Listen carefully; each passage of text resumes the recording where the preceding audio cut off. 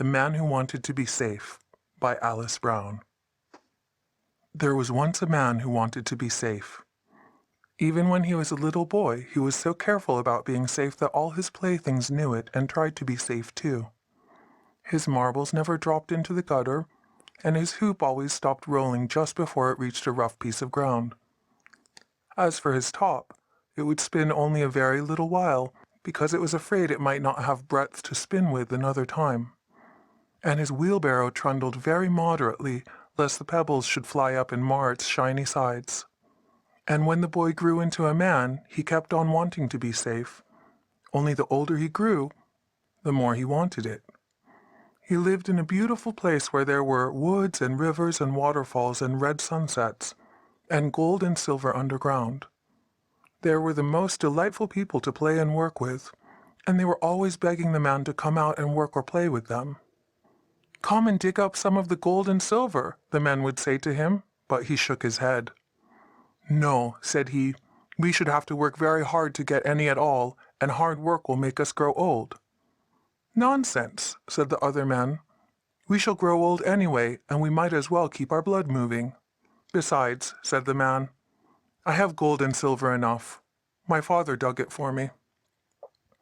"Ah," said the other men, "then you could dig for the temple." "What temple?" asked the man. "The temple to the unknown God. It has an altar, and on the altar are vessels of gold and silver, and in the track that leads up to the altar are statues of gold and silver. And however many statues are made, there are never enough, so we must work very hard, all of us, to make more." "Why?" asked the man. The other men wrinkled their brows and stood leaning on their picks and spades. "Why?" said they. "Why?" Then their brows lightened. "Because it is the temple of the unknown God." So they went away, singing and talking, to their work, and left the man alone. Then came 3 maidens, very beautiful, and said to him, "Come dance with us." The man looked at them attentively, because they pleased him, and one most of all. But he shook his head. "I am sorry," said he, "but it really is not best for me to go." "Why isn't it best?" asked the most beautiful of all, and she said it wistfully. "I don't know where you intend to dance."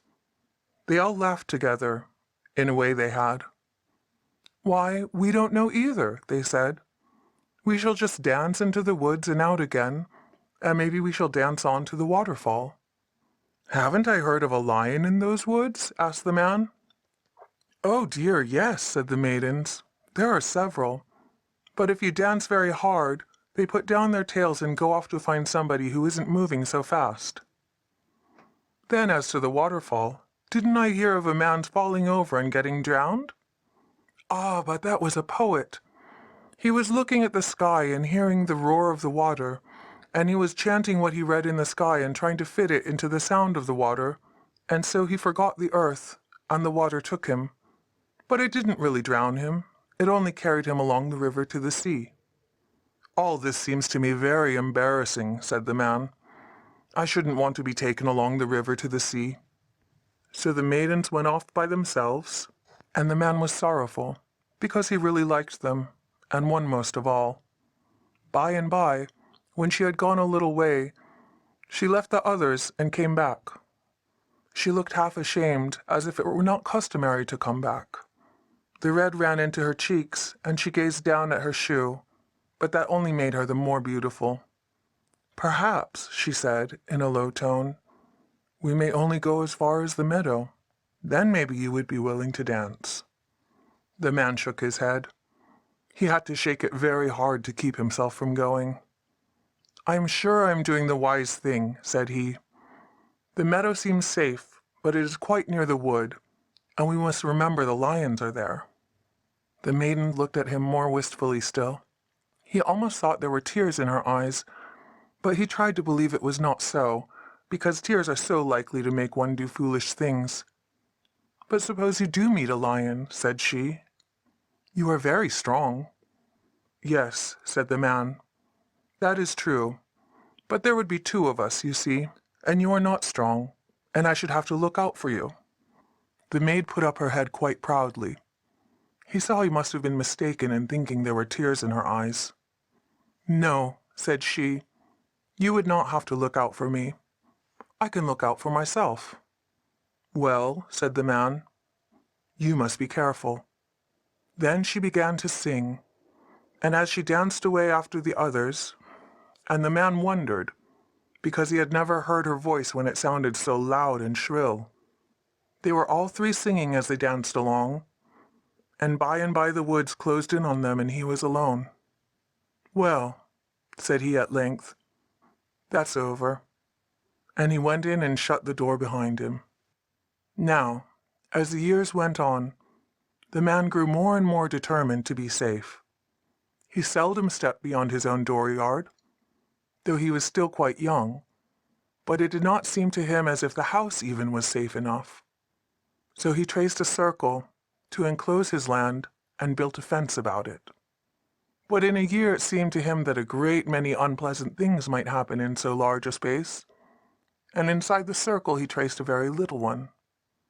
And about that he built a fence, and inside the fence he made a moat, and outside the fence he set a thick hedge of the bushes that grow very fast and never stop growing.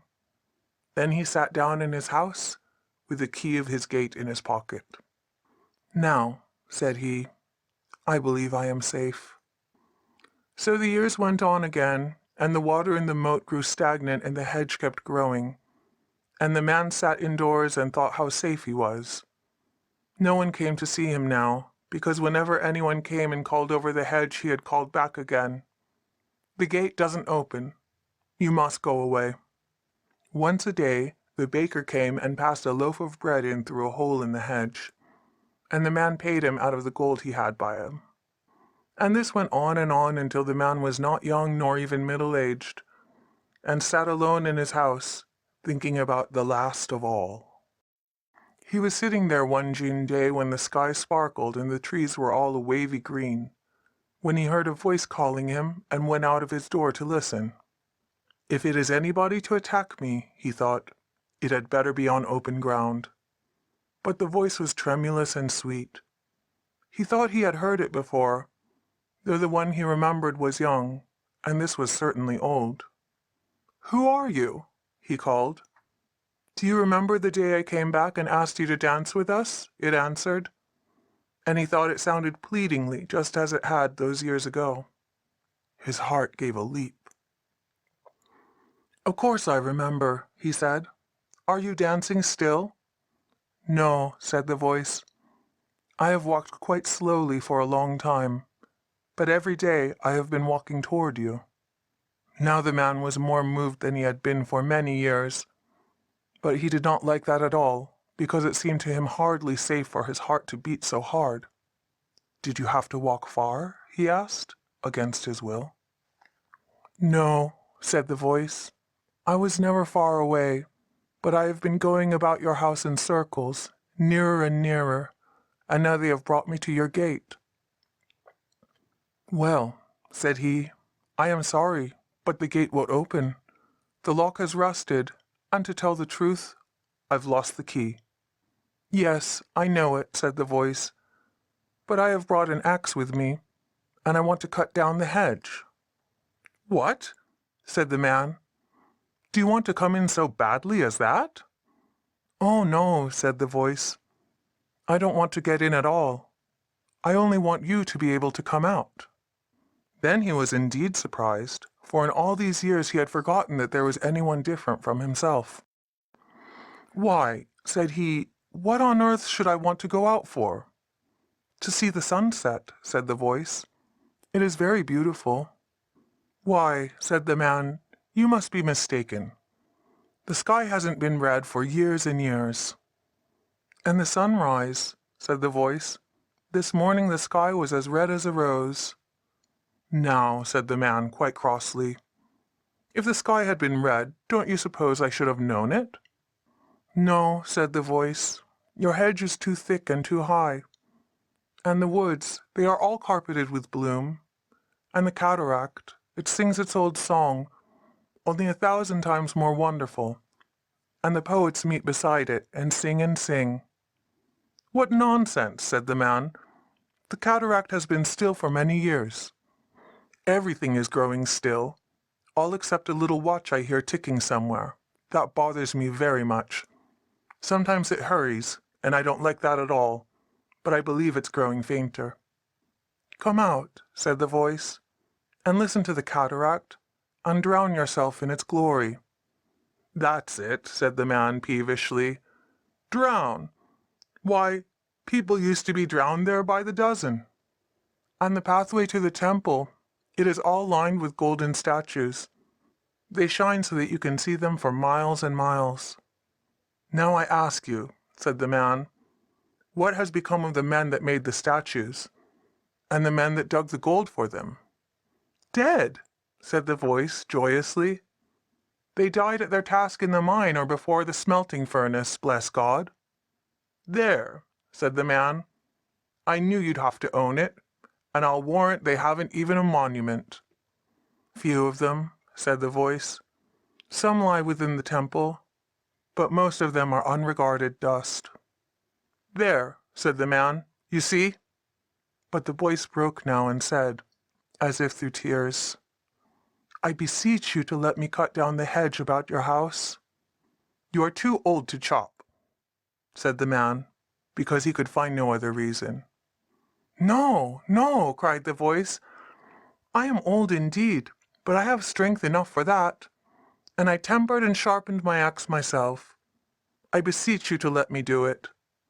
I forbid you, cried the man. I forbid you to touch my hedge. Alas, said the voice, I cannot touch it unless you give me leave. And I forbid you to tell people I answered you. I won't have them coming here spying on me and disturbing me. No, said the voice sorrowfully. Only 2 will come after I have gone away. Only 2? One of them is old age. He is here now. Who is the other? Death. Then there was silence for a time, and the June breeze, rustling in the hedge, made a sound like winter. Where are you? Cried the man. There was no answer. Everywhere it was very still. Only he could hear the beating of his heart, and that, too, seemed to him fainter than he had ever heard it before. Celia and the Ghost by Barry Payne. Through half-closed eyes that were still heavy with sleep, Celia saw that the dawn had come, the early dawn of a summer morning. The decision to which she had come the night before floated vaguely on the surface of her mind. She could see the letter that she had written and addressed to her mother. She had put it on the mantelpiece under the spotted engraving of some tiresome cathedral. She could hear the footsteps of the bored policeman passing slowly in the street below. The letter was as follows: Dearest Mother, I love you, and Father, and my brother. That love comes of nature, and nothing could ever alter it. But I am going away. Early in the morning, before anybody else in the house is awake, I shall start. Don't be angry or frightened. I am not going to commit suicide or do anything disgraceful. I can take care of myself, and I have with me £5 that I have saved. I shall write to you too, so that you will know I am well and safe. But I am going because I must. I wonder if you will understand. I don't think a girl of 17 ought to be sick of life as I am. I am sick of the quarrels and sordid economies of home. I am sick of the drudgery of the office and the tea-shop luncheons and everything. I have no liberty. I do not live. I only execute orders. So I am going, without any very definite plans, to see if the world has anything better for me. Perhaps it has not, and then no doubt I shall return when my money is spent, and Father will have the pleasure of calling me a fool and an idiot, as he does most days. But I shall have been alive for a little while. Your loving and unhappy Celia. No, she did not repent of the decision. Soon she would get up, but there was plenty of time. Nobody in the house would be moving for hours yet. Her body was suffused with a pleasant and equable warmth. Her mind tasted already the strong joy of freedom. And on no account, she told herself firmly, must she go to sleep again. Bright sunlight and London all behind her, she must have been walking for hours, and her sensible shoes were white with dust. But she did not feel tired. She was filled with a sense of exhilaration, almost of triumph. Sitting on the stile that led to the field path, she ate hungrily the apples and biscuits that she had bought. Not for years, she thought, had she breakfasted so deliciously, and where she was she neither knew nor cared. At the next village she would make discreet inquiries, and if there were a railway station and a train that went seaward she would take a ticket. She had been too wise to take a ticket at any London station, lest capture should follow. She glanced at a diminutive, thoroughly inexpensive gun-metal watch. In about 1 hour and a half, she calculated, Mr. Abrams, portly and white-whiskered, would be demanding the stenographic services of Miss Melrose, and he would be informed that Miss Melrose had not arrived at the office, whereupon Mr. Abrams would request that his soul might be blessed and become apoplectic. His sweet son, Mr. Sam Abrams, aged 22, would also be disappointed. Celia recalled with disgust that Mr. Sam Abrams distinctly leered, and that he had once put his grimy hand on her shoulder. Ugh! And at that moment another hand touched her shoulder, ever so lightly. Celia sprang to her feet, thus dropping an apple and the greater part of a biscuit. "So you've run away, little girl, have you?" said a man's voice. Well, yes, Celia admitted. It was a pleasant voice, and she liked the looks of the young man who stood on the other side of the stile. Not handsome, perhaps, but interesting, which, in Celia's view, was so much better. Yet it was necessary to show that Miss Melrose knew how to take care of herself. "How dare you speak to me?" she said with breathless firmness. "If you don't go away at once, I'll—" "Useless for 2 reasons. Firstly, there is no policeman for you to call. Secondly, there is no necessity to call him. Unconventional I may be, but I would not dream of hurting or offending you in any way, little runaway." He knew that she had run away? He might take steps to send her back again. Clearly this man must be managed. "Why do you say that?" she asked shyly. "What makes you think that I have run away?" "The satchel on your back, the dust on your shoes, but above all, the ecstasy in your eyes. May I have this?" He picked up the biscuit. "But I've bitten it!" exclaimed Celia. "That's why," said the young man calmly. "I'll give you the apple, though I am not the serpent, nor even Paris." "Don't understand," said Celia as she took the preferred apple. "No? Did you never hear of the prize of beauty?" "But I'm not," Celia said, blushing. "After you had gone to bed last night," said the young man, "your father and mother were speaking of you, and they agreed that you were a dangerously pretty girl. Of course their devotion to you may prejudice them in your favor, but I must say that I agree with them. You were not there last night. You can't have been. I don't know you. In fact," she added a little feebly, "I ought not to be speaking to you." "No," he said. "You don't know me, but all the same I am a friend of the family. Also, as I should possibly have explained before, I am a ghost." At this surprising statement, Celia was compelled to laugh. "A ghost?" she said. "You're a very substantial ghost. Do ghosts wear flannel suits and straw hats and appear at 9 in the morning? And eat what's left of my biscuit and then smoke a Russian cigarette, as you're doing? A ghost indeed! Whatever do you mean?" "I am a ghost," he repeated, "just as surely as you are Celia Melrose." She was a little startled to find that he knew her name. It is as easy for a ghost to be solid and opaque as it is for it to be vaporous and transparent. It is as easy for it to appear at 9 in the morning as at midnight. Also, there are 2 kinds of ghosts. The storytellers speak only of one kind of ghost, the ghost of what has been. That's ignorance. I belong to the other kind. I am the ghost of what will be. Coming events cast their shadows before. It is true that I am solid, but I am also just such a shadow. "A shadow of what?" said Celia almost in a whisper, for she loved no man and yet longed to love. And this type of man, if he had not been only a ghost, appealed. "The shadow," he said gravely, "of your lover, your husband, the father of your children. You will love me as I shall love you, and what more has the earth for anybody? I will tell you more. In a year's time you and I will be standing here by this stile. The man that I shall then be will have forgotten, and you also will have forgotten." "Never!" exclaimed Celia. "It's far too extraordinary. I shall remember this to my dying day." But even as she said it, she looked at the man, and commonplace clothes could not prevent her conviction that she was indeed speaking to a being of another world. "You also will have forgotten," the man repeated calmly. "Why do you doubt me?" Oh, I don't know, said Celia. You knew that I had run away. You know my name. That was all right. But then you went on to speak of the devotion of my father and mother. Mummy's fond of me, I know, though she's sometimes cross.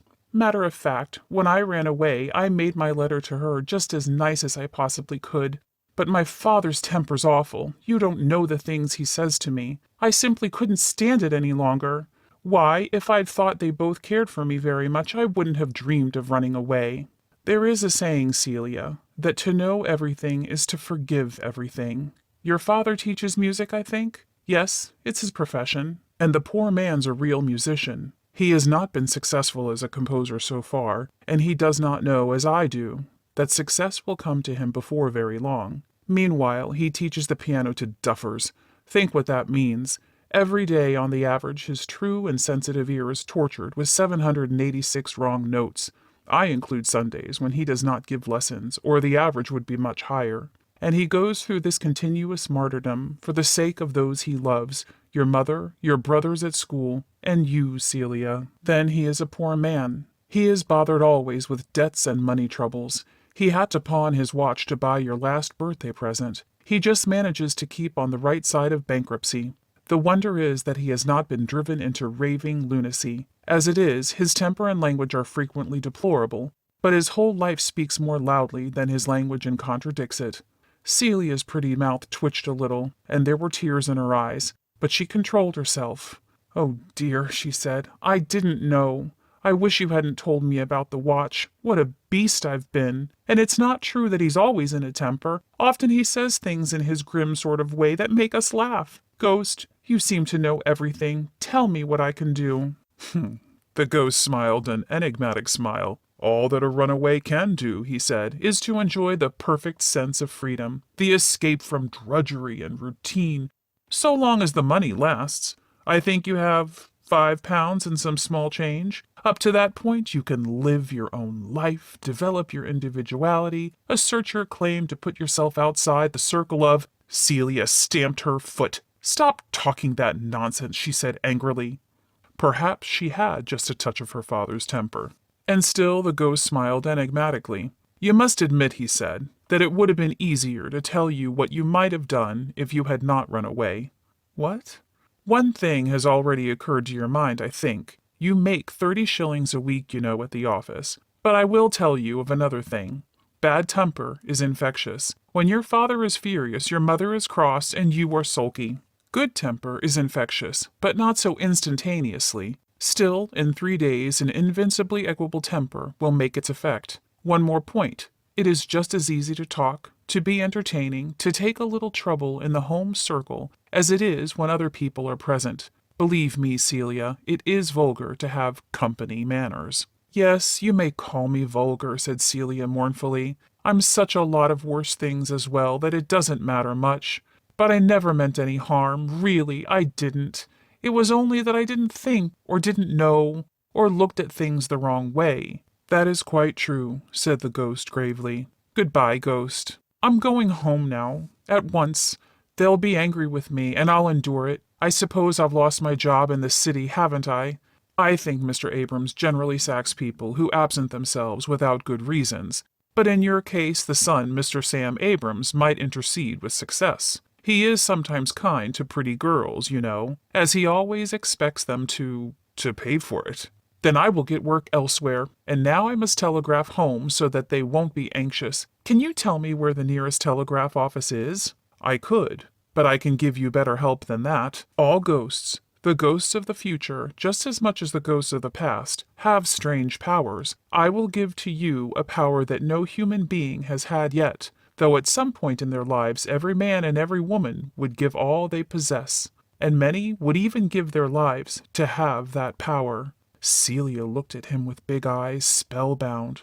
"What is that power?" she asked. "Simply," he said in his ordinary voice, and perhaps he was the more impressive because he was never for a moment histrionic, "simply the power to put back the time of the whole world for a few hours, so that the things which happened in these hours will not have happened at all." "Yes, I see," said Celia excitedly, "but it's impossible. How do I do it?" "Move back the hands of your little watch. I promise you that the time of the whole world shall move backwards with them. I've been told, said Celia, that it's bad for a watch to move the hands backwards. But I don't care. I don't care if it breaks. I believe in you. I'm going to do it. And she did. Perhaps it was really bad for the watch, for it made a knocking sound. It knocked louder. It knocked as the engine of a motor car knocks just before it sends in its resignation. And then Celia, with slowly opening eyes, recognized that it was only a knock at her bedroom door. She heard her mother's plaintive voice. Celia, you've already been called once. Why don't you get up? The bathroom's ready for you, and you don't want to be late at the office.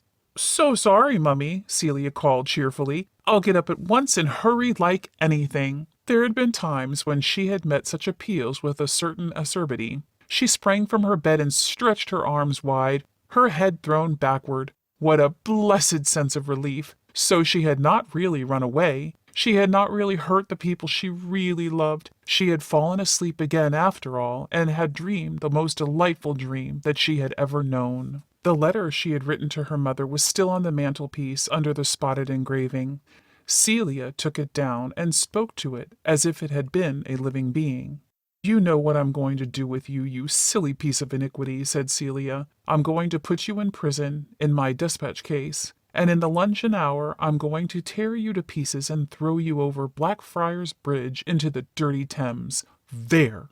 She opened her dispatch case. It was rather a good one. It had been a birthday present to her from her father, as Celia remembered. It was at present the guardian of, amongst other things, 5 one-pound notes, and these Celia took out and placed under a hairbrush on her dressing-table. Then she threw her letter into the dispatch case and shut and locked it. Then followed a swirl of blue dressing-gown and a dash for the bathroom. She dressed. Her gunmetal watch assured her in very good time, considering what a lot of hair she had to brush. Just before she went, she took the 1-pound notes from the table and put them in a very pretty hiding place. As she entered the breakfast room, she heard her father's voice. I don't believe they'll cut the light off. I shall get Levison's check at the end of this week, and then I can pay. However, I'll go and see them about it. Celia greeted her parents with more cheerful warmth than usual, helped herself to quite a good deal of porridge, and sat down. Her mother looked at her curiously. You're looking very pleased at something or other, Celia, said Mrs. Melrose. I know, said Celia. I had a simply lovely dream last night. Good, said her father. Lovely dreams and Mr. Melrose's fees for tuition are about the only 2 things that have not gone up in price lately. And the dream was partly about you, father. Listen, you're going to have a great success as a composer. It's certain. A long time ago, said Mr. Melrose, I dreamt that I saw a red and blue monkey playing the flute part from the William and Tell overture on the E-flat clarionet. It hasn't come true yet, but it may. So may success. It's quite certain, said Celia, and it's to come before very long. The ghost said so. A ghost, said her mother. Why, that sounds more like a nightmare. But it wasn't. He wasn't a bit like any other ghost. And possibly, said Mr. Melrose, the success won't be like any other success. How goes the time? His hand went instinctively to an empty watch pocket and dropped. He glanced at the clock on the mantelpiece. 20 minutes, and then I start teaching the Moonlight Sonata to the younger Miss Levison. As he went out, he put his hand for a moment on his daughter's head. Never mind, Celia, he said. You're a good girl to dream nice things about me. Your father seems in much better spirits this morning, said Mrs. Melrose. Celia assented. She could not remember that he had said anything particularly sunny, but his manner had been more cheerful than usual. He had a good night, Mrs. Melrose went on, and that makes all the difference. It rests the nerves. It's all a question of the nerves. That's how it is that sometimes in the evening, when his nerves have been on the rack all day, he seems, well, almost irritable. This was a mild but beautiful understatement. I know, I understand, said Celia, and all the pupils will learn that Moonlight Sonata, or at any rate part of it. The last movement exceeds the speed limit, I fancy, though I've forgotten the old thing. By the way, I've got £5 towards the housekeeping. Her right hand dived into her blouse and produced the notes. I've got everything I want for myself, and this is left over. It has been gradually accumulating. Oh, Celia, this is very good and kind of you, but I don't think your father will ever— He must. If he won't let me pay even a little bit of my own expense here, I'll go and live somewhere else and break my heart. I think then I shall just run up and give your father this before he goes out. It might rather alter his plans for the day. But Celia, why don't you give it to him yourself? Couldn't, said Celia, and looked suddenly mournful. I couldn't explain, and I might begin to cry. But that silly child. Why? What on earth could there be to— But Celia had already escaped from the room. At the office later that morning, Sam Abrams, who was not averse to a speculative investment, informed Celia that he had intended to take her out to luncheon that day. Celia did not even take the trouble to make a polite excuse. No, thank you, she said glacially. All right, said Sam. Don't get cross. No one's bitten you. Having thrown the shreds of her runaway letter into the Thames, Celia lunched alone in the Embankment Gardens, and for lunch she had biscuits and apples, but there are no ghosts in the Embankment Gardens. If you ever meet the famous composer, Mr. Hubert Melrose, do not speak to him of the song with which he first achieved popularity. He may tell you that the song was muck, or he may express himself more strongly, but in any case he will be annoyed with you. And this is a little ungrateful of him. The song, which was published a fortnight after Celia's dream, had a good melody, dignified and a little ecclesiastical. The words were suitable for singers of either sex, and the accompaniment was within the reach of the vicar's daughter. Its success was instantaneous. In a fortnight the publisher ceased to waste money on advertising it, as the song went by itself. Only by the most strenuous efforts could they produce it as fast as they could sell it. And they became most polite and friendly to Mr. Hubert Melrose, and said that they had always been confident of his ultimate success, a fact that they had previously forgotten to mention. And then other compositions by Mr. Melrose, which had been published and had died years before, walked out of their tombs and followed in the song's triumphal procession. These were for the most part more ambitious and important work, and when the critics said that it was a pity that a composer with the genius of Hubert Melrose should waste his time in writing popular ballads, Mr. Melrose smiled with a malicious joy. Prosperity and a tactful daughter had improved his temper. By Christmas he had given up tuition altogether, and was devoting himself solely to composition. And since he had required a secretary who understood business and had a fair knowledge of music as well, Celia worked for him and abandoned Mr. Abrams. And a good thing, too, said Sam Abrams. There never was any spirit of give and take about that girl. One day Celia's father said to her, It's just come back to my mind that a week or so before I published that putrescent song of mine, you barged into breakfast one morning with the prophecy that I was to have a big success. You dreamed it, you said. It would interest me to have an account of that dream. I wish you'd just sit down and type it out. I'll try, said Celia doubtfully. She put a sheet of paper into the machine and for a few minutes stared at it blankly. Then she got up. It's no good, she said. I've forgotten absolutely everything about it, and I wish I hadn't. Later in the evening she tried again, but in vain, to recall her dream. The ghost had told her the truth. So when, a few evenings afterwards, she met at a dance the young man whose ghost she had seen in that dream, she did not recognize him, nor did he recognize her. They had to be introduced in the usual way. They danced every dance together that they did not sit out together, and he took her down to supper.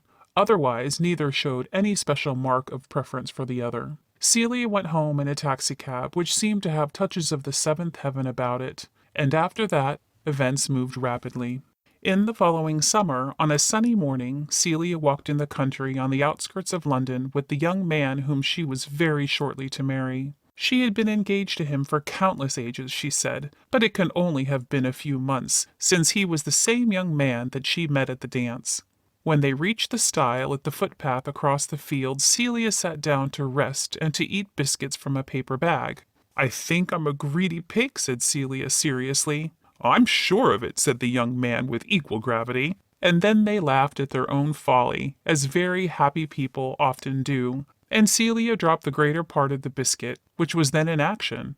In an absent-minded way, the young man picked it up and finished it. Suddenly Celia sprang to her feet. This has all happened before, she exclaimed. I feel absolutely sure of it. The young man smiled enigmatically. Quite likely, he said. Perhaps we met long ago, some time, when I wasn't there. No, I think you were there, and I wasn't. But I wish I had been. And as she said this, she looked so perfectly adorable that it became imperative for the young man to kiss her. "Oh," said Celia, "you're terrible. Suppose somebody had come past just then." "Somebody didn't," the young man said philosophically, and lit a Russian cigarette. A Resumed Identity by Ambrose Bierce. Chapter 1. A Review as a Form of Welcome. One summer night a man stood on a low hill overlooking a wide expanse of forest and field. By the full moon hanging low in the west, he knew what he might not have known otherwise, that it was near the hour of dawn. A light mist lay along the earth, partially veiling the lower features of the landscape, but above it the taller trees showed in well-defined masses against a clear sky. 2 or 3 farmhouses were visible through the haze, but in none of them, naturally, was a light. Nowhere, indeed, was any sign or suggestion of life, except the barking of a distant dog, which, repeated with mechanical iteration, served rather to accentuate than dispel the loneliness of the scene. The man looked curiously about him on all sides, as one who, among familiar surroundings, is unable to determine his exact place and part in the scheme of things. It is so, perhaps, that we shall act when, risen from the dead, we await the call of judgment. 100 yards away was a straight road showing white in the moonlight. Endeavoring to orient himself, as a surveyor or navigator might say, the man moved his eyes slowly along its visual length, and at a distance of 1/4 of a mile to the south of his station saw, dim and gray in the haze, a group of horsemen riding to the north. Behind them were men afoot, marching in column, with dimly gleaming rifles aslant above their shoulders. They moved slowly, in silence. Another group of horsemen, another regiment of infantry, another and another, all in unceasing motion toward the man's point of view, past it and beyond. A battery of artillery followed, the cannoneers riding with folded arms on lumber and caisson. And still the interminable procession came out of the obscurity to the south, and passed to the obscurity to the north, with never a sound of voice, nor hoof, nor wheel. The man could not rightly understand. He thought himself deaf, say so, and heard his own voice, although it had an unfamiliar quality that almost alarmed him. It disappointed his ear's expectation in the matter of timbre and resonance, but he was not deaf, and that for the moment sufficed. Then he remembered that there are natural phenomena to which someone has given the name acoustic shadows. If you stand in an acoustic shadow, there is one direction from which you will hear nothing. At the Battle of Gaines' Mill, one of the fiercest conflicts of the Civil War, with 100 guns in play, spectators 1.5 miles away on the opposite side of the Chickahominy Valley heard nothing of what they clearly saw. The bombardment of Port Royal, heard and felt at St. Augustine, 150 miles to the south, was inaudible 2 miles to the north in a still atmosphere. A few days before the surrender at Appomattox, a thunderous engagement between the commands of Sheridan and Pickett was unknown to the latter commander, 1 mile in the rear of his own line. These instances were not known to the man to whom we write, but less striking ones of the same character had not escaped his observation. He was profoundly disquieted, but for another reason than the uncanny silence of that moonlit march. "Good Lord!" he said to himself, and again it was as if another had spoken his thought. "If those people are what I take them to be, we have lost the battle, and we are moving on to Nashville." Then came a thought of self, an apprehension, a strong sense of personal peril, such as in another we call fear. He stepped quickly into the shadow of a tree, and then the silent battalions moved slowly forward in the haze. The chill of a sudden breeze upon the back of his neck drew his attention to the quarter whence it came, and turning to the east he saw a faint gray light along the horizon, the first sign of returning day. This increased his apprehension. "I must get away from here," he thought, "or I shall be discovered and taken." He moved out of the shadow, walking rapidly toward the graying east. From a safer seclusion of a clump of cedars he looked back. The entire column had passed out of sight. A straight white road lay bare and desolate in the moonlight. Puzzled before, he was now inexpressibly astonished. So swift a passing of so slow an army he could not comprehend. Minute after minute passed unnoted. He had lost his sense of time. He sought with a terrible eagerness a solution of the mystery, but sought in vain.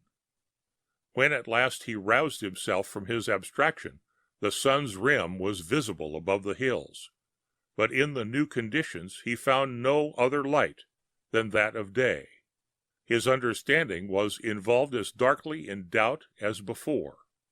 On every side lay cultivated fields, showing no sign of war or war's ravages. From the chimneys of the farmhouses, thin ascensions of blue smoke signaled preparation for a day's peaceful toil.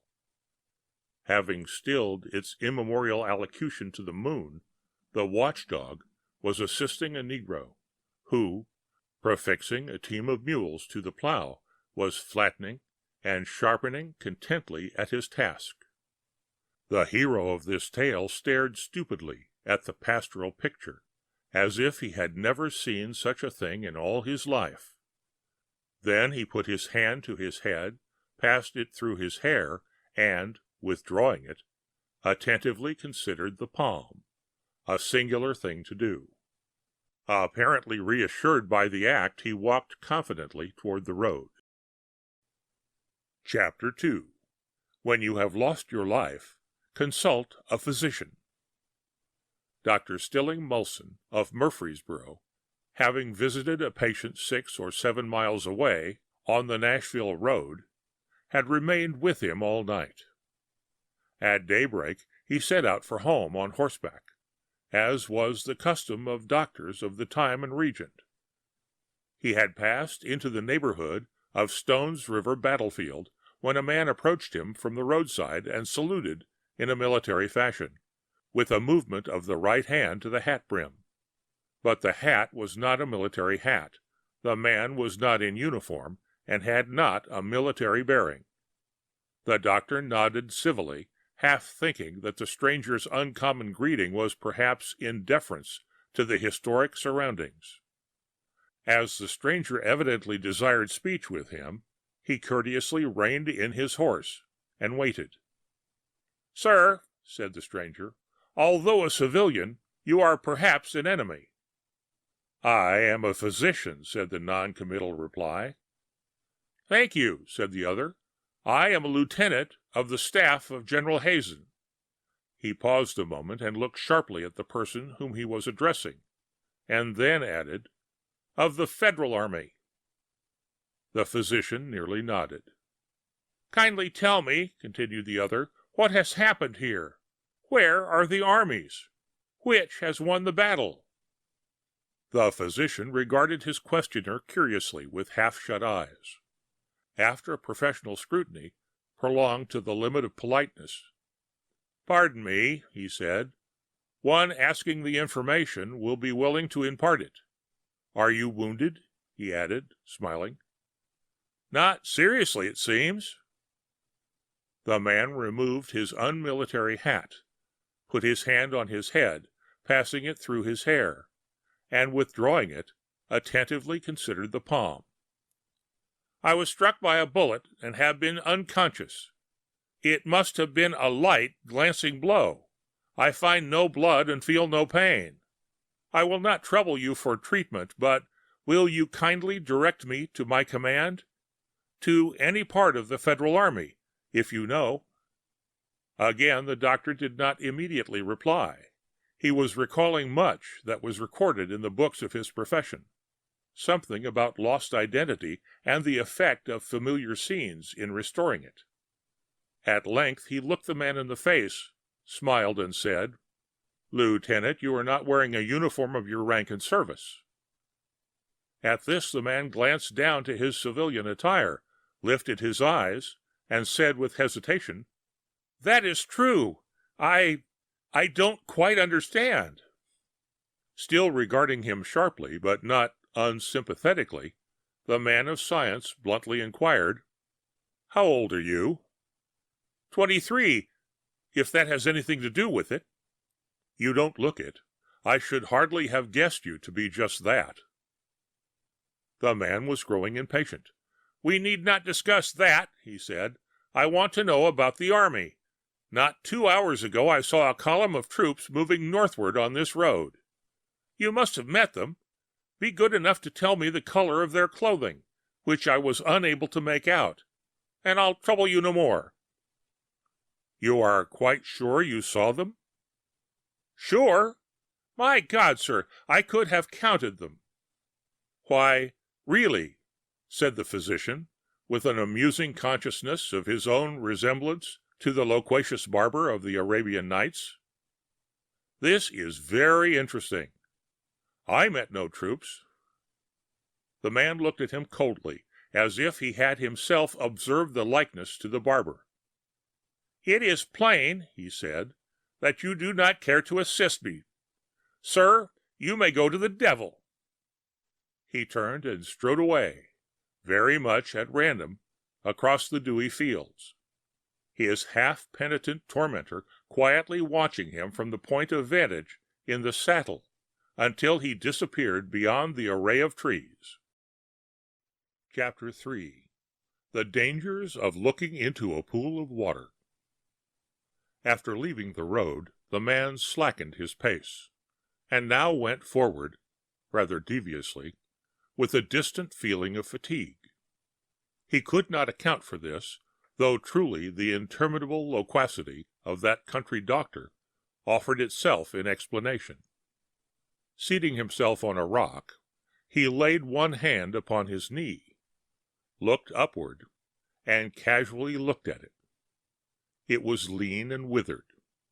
He lifted both hands to his face. It was seamed and furrowed. He could trace the lines with the tips of his fingers. How strange! A mere bullet stroke and a brief unconsciousness should not have made one a physical wreck. "I must have been a long time in hospital," he said aloud. "Why, what a fool I am! The battle was in December, and it is now summer." He laughed. "No wonder that fellow thought me an escaped lunatic. He was wrong. I am only an escaped patient." At a little distance, a small plot of ground enclosed by a stone wall caught his attention. With no very definite intent, he arose and went to it. In the center was a square, solid monument of hewn stone. It was brown with age, weather-worn at the angles, spotted with moss and lichen. Between the massive blocks were strips of grass, the leverage of whose roots had pushed them apart. In answer to the challenge of this ambitious structure, Time had laid his destroying hand upon it, and it would soon be one with Nineveh and Tyre. In an inscription on one side, his eyes caught a familiar name. Shaking with excitement, he craned his body across the wall and read, "Hazen's Brigade, to the memory of its soldiers who fell at Stone River, December 31st, 1862. The man fell back from the wall, faint and sick. Almost within arm's length was a little depression in the earth. It had been filled by a recent rain, a pool of clean water. He crept to it to revive himself, lifted the upper part of his body on his trembling arms, thrust forward his head, and saw the reflection of his face, as in a mirror. He uttered a terrible cry. His arms gave way. He fell face downward into the pool, and yielded up the life that had spanned another life. 7B Coney Court by Arthur Machen. A good many years ago, the late Stephen Phillips, the poet and dramatist, got himself into a very queer piece of trouble. He had just left his house somewhere on the south coast, I think at Littlehampton or near it, and rumors had got abroad that he had done so because the place was haunted. The rumors penetrated to Fleet Street, and some paper sent down a reporter to interview the poet. Stephen Phillips told the newspaper man his experiences in his late residence, and they were, indeed, most remarkable. I have forgotten the detail and cannot recall the manner of the noises or voices or apparitions that had vexed the late tenant, but there was no doubt that the house was haunted, and haunted very badly. A sensational story appeared in the paper, and then the landlord of the house sued everybody concerned for heavy damages. It had not occurred to Phillips or the newspaper that you could libel a house, but the owner of it pointed out that to call a house haunted made it unlettable, and that in consequence of the statements in the interview, the place once occupied by the poet had been empty on his hands for the last 18 months. How the matter ended has escaped my memory, but I believe somebody, the poet or the paper, had to pay, and I should think it was the paper. However, I am taking the affair as a warning, and so I declare that all names and places in the following history are fictitious. There is no such inn of court or chancery as Curzon's Inn. There is no such square as Coney Court, though South Square, Gray's Inn, once bore that name, and therefore no action will lie. But assuming for the moment that names and places are as true as the tale, it may be said that Curzon's Inn lies somewhere between Fleet Street and Holborn. It is approached by a maze of crooked courts and paved alleys, guarded by iron posts, and it consists of a small hall. Note the very odd and elaborate sham Gothic work about the principal doorway, date 1755. A huge and ancient and flourishing mulberry tree in a railed enclosure, a quadrangle called Assay Square, and another which is Coney Court. In Coney Court there are 9 entrances in the buildings, which were rebuilt in 1670. All is of a dim red of ancient brickwork. The entrances are enriched with Corinthian pilasters, in the manner of the older doorways in King's Bench Walk in the Temple, and the carved wooden penthouses over these doorways have been attributed to Grenling Gibbons, somewhat doubtfully as I am told, and on a misreading of an allusion in a contemporary diary. But at all events there are 9 doors in Coney Court, and no more than 9, and hence the perplexity of Mr. Hemmings, the steward, when he received a check for £20, with a note to this effect: "Dear Sir, please receive the enclosed check for £20, being the quarter's rent due to you for my chambers at 7B Coney Court, Curzon's Inn. I remain, yours faithfully, Michael Carver." That was all. There was no address, there was no date. The postmark bore the letter N. The letter was delivered by the first post of November 11th, 1913, and by immemorial custom of unknown origin, rents in Curzon's Inn are payable not on the English, but on the Scottish quarter days. Now, November 11th is Martinmas, and so far everything was in order, but there is no such entrance in Coney Court as 7B, and there was no such name as Michael Carver on the books of the inn. Mr. Hemmings was bothered, and nobody seemed to have heard of Mr. Carver. The porter, who had been employed at the inn for upwards of 40 years, was quite positive that no such name had been on the doorposts during the time of his service. Of course the steward made all possible inquiries. He went round to the various tenants at 6, 7, and 8, but could get no information whatever. As is usual in the old inns, the tenants were miscellaneous. The main substratum, also as usual, was legal. There was a publisher in a very small and young way of business, who thought that poetry could be made to pay. There were the offices of a few shy and queer companies and syndicates, with names such as Truxell Development Company Limited, JHVN Syndicate, Sargasso Salvage, G. Nash Secretary, and so forth and so forth. Then the private residents. Some of these were initials on the doorposts: ADS, FXS, one Mr. and Mrs. Eugene Sheldon, and names that were little more than names to the inhabitants of the inn, since the owners of them were never seen during the day, but crept out at night after the gates were shut, and prowled from Assay Square to Coney Court and back again, stealthily, silently, not looking at one another, never speaking a word. Among all these folk, the steward made his quest, but not one of them had heard of such a person as Michael Carver, and one or two had occupied their chambers for 30 years. The next day, St. Martin's Morrow, being the day appointed for the quarterly meeting of the society, the pension, as they call it, the puzzled Hemmings laid the matter before the president and the ancients, with the result that they decided that there was nothing to be done. And from that day onward, quarter after quarter, came the check for £20, with the formal note accompanying it. No date, no address, and the postmark still bearing the Inn of the Northern District. The matter was regularly laid before the society. The society as regularly decided there was nothing to be done. This went on till the Martinmas of November 1918. The usual check was received, but the formal letter varied. It ran thusly: Dear Sir, please receive the enclosed check for £20, being the quarter's rent due to you for my chambers at 7B Coney Court, Curzon's Inn. There is a bad patch of damp on the ceiling of my sitting room, arising, I should think, from a defective tile. I shall be obliged if you will have this seen to at once. I remain yours faithfully, Michael Carver. The steward was stupefied. There was no such number in Coney Court, or the inn, as 7B. How then could there be a leak in the roof?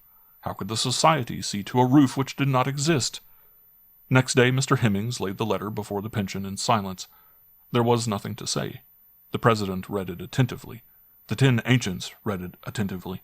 Then one of them, who happened to be a solicitor, suggested that inquiry should be made at Mr. Carver's bank. Sometimes you can bluff a bank, he said hopefully, but Mr. Carver banked at Tellson's, and the ancient should have known better. Hemmings received the curtest of letters from the house, informing him that Messrs. Tellson were not in the habit of discussing their clients' affairs with outsiders, and so, for the time being, the matter dropped. Next quarter day the usual Carver check was received, and with it an extremely stiff letter, pointing out that no notice had been taken of the writer's request, and that, in consequence, the damp had spread all over the ceiling, and threatened to drip on the carpet. I shall be obliged if you will remedy the defect immediately, the letter ended. The president and the ancients again considered the matter. One suggested that the whole thing was the work of a practical joker, and another uttered the word mad. But these explanations were considered unsatisfactory, and the society, in the circumstances, resolved that there was nothing to be done. The next quarter day brought no check. There was a letter declaring that the tenant's furniture was covered with mold, and that in wet weather he was obliged to put a bowl on the floor to catch the water. Mr. Carver said finally he had determined to cease all payment of rent until the necessary repairs were seen to. And then something still queerer happened, and this is the point at which the history would have become libelous. If there were such a place as Curzon's Inn, or if there were such a court as Coney Court. The third pair of chambers, right, of number 7 Coney Court, had just been vacated by the tenants, solicitors, or agents, and a widow lady and her daughter had moved in. Dingy, but oh so quiet, as the lady told her friends. And now she found her chambers very far from quiet. Night after night, at 12, 1, 2, or 3 o'clock, she and her daughter were awoke by thunderous piano music, always the same music, which rendered sleep out of the question. The widow complained to the steward, and he came round with the inn carpenter and said he couldn't understand it at all. We never had any complaints from Jackson and Dowling, he declared, and the lady pointed out that Jackson and Dowling left the inn every night at 6. The steward went over the set carefully. He noticed a sort of crazy flight of steps leading out of one of the rooms. What's that? He asked the carpenter, and the man said it was a sort of lumber place used by tenants for odds and ends. They went up and found themselves in a garret, lighted by one pane of glass in the roof. Here was a broken-down old piano with hardly a dozen notes sounding, a mouldy Gladstone bag, 2 odd men's socks, a pair of trousers, and some ragged copies of Bach's fugues, and paper wrappers. There was a leak in the roof, and all reeked with damp. The rubbish was removed, the place was turned out and whitewashed. There were no more disturbances. But a year later, the widow lady, being at a concert with a friend, suddenly gasped and choked and whispered to the friend, "That is the awful music I told you about." The distinguished pianist had just sounded the opening notes of John Sebastian Bach's fugue in C major. Neither the principal, the ancients, nor the steward heard any more of the tenant of 7B Coney Court.